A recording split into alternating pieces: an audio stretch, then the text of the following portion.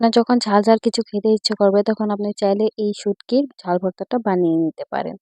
হে everyone, আসসালামু আলাইকুম। কি অবস্থা সবার? সবাই কেমন আছেন? তো আজকে আমরা বানাবো ঝাল, ঝাল পুঁটি শুটকি ভর্তা।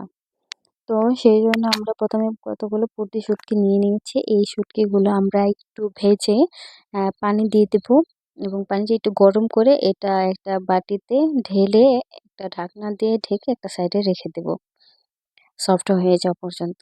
এই ফাঁকে আমি তেলের মধ্যে পেঁয়াজ কুচি ও রসুন বাদামি করে ভেজে নেব, ভেজে তুলে নেব। তারপর কয়েকটা কাঁচামরিচ ভেজে নেব।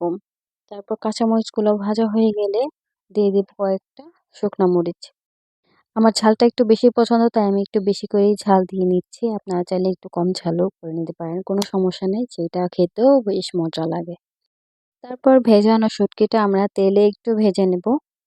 ভেজে তারপর আমরা বেটে নেব। ১ম এ আমরা শুটকিটা বেটে নেব। এটা একটু মিহি করে বাটবো। ২-৩ বাটা দিয়ে নিব। তারপর একে, একে সবকিছু একসাথে করে বেটে নেব।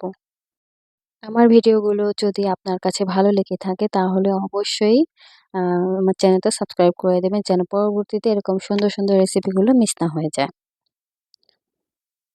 এবং ভিডিওটা ভালো লাগলে অবশ্যই একটা লাইক দিয়ে দিবেন এবং শেয়ার করে টাইমলাইনে রেখে দিবেন যেন পরবর্তীতে এই রেসিপিটা দেখে আবার আপনি এত সুন্দর করে শুটকি ভর্তাটা বানিয়ে নিতে পারেন।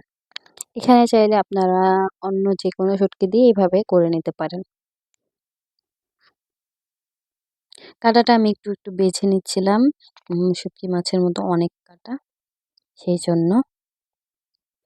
তো আজকের মতো আমার ভিডিও এই পর্যন্তই। দেখা হচ্ছে আবার নতুন কোনো ভিডিওতে। সেই পর্যন্ত সবাই ভালো থাকবেন, সুস্থ থাকবেন। আল্লাহ হাফেজ।